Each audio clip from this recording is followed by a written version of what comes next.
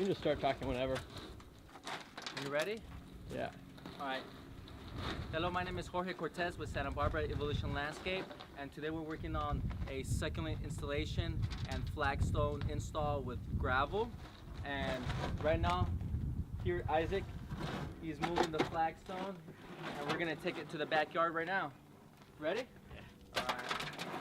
Let's get right here. So you gotta be very careful with flagstone because it's heavy and they can be very delicate. So you may want to make sure you don't drop, because if you drop any of these slabs of flagstone, they will definitely break, and you don't want that to happen. Are you ready?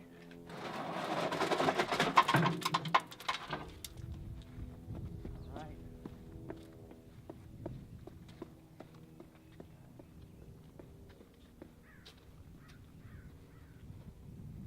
Careful with the step. Eso es todo, patrón. ¿Ya no hay más? Sí, va a ser como 4. Ok.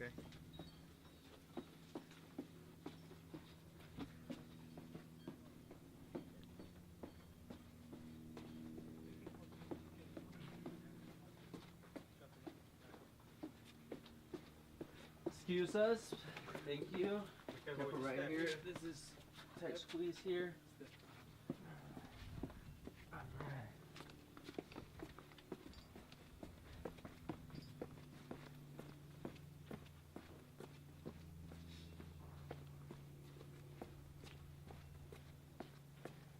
Safety first. Make sure you have full control of any of the tools or materials you're carrying.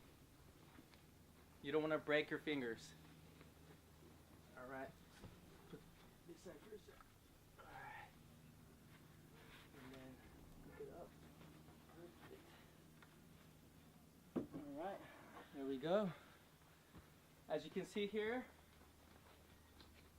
we started actually prior to placing the plants and installing the landscape fabric here.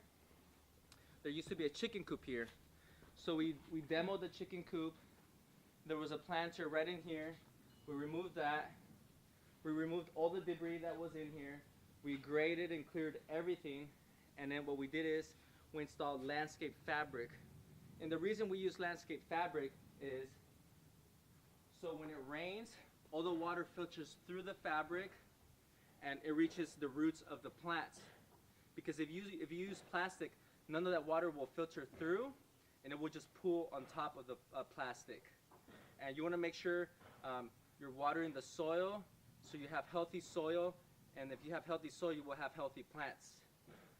So in here, we're gonna install a flagstone walkway here that leads into a small little patio area for the clients to relax and enjoy, have some chairs here, and enjoy the succulent garden.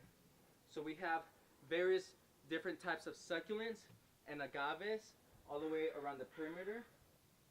And the reason why we specifically have the agaves on the perimeter is because they get very large. So we want to make sure that they don't, the agaves don't impede the walkway or the patio. So we'll make sure we put them as far as we can around the perimeter. Perfect. Yeah. So where should I look? I got a little bit lost.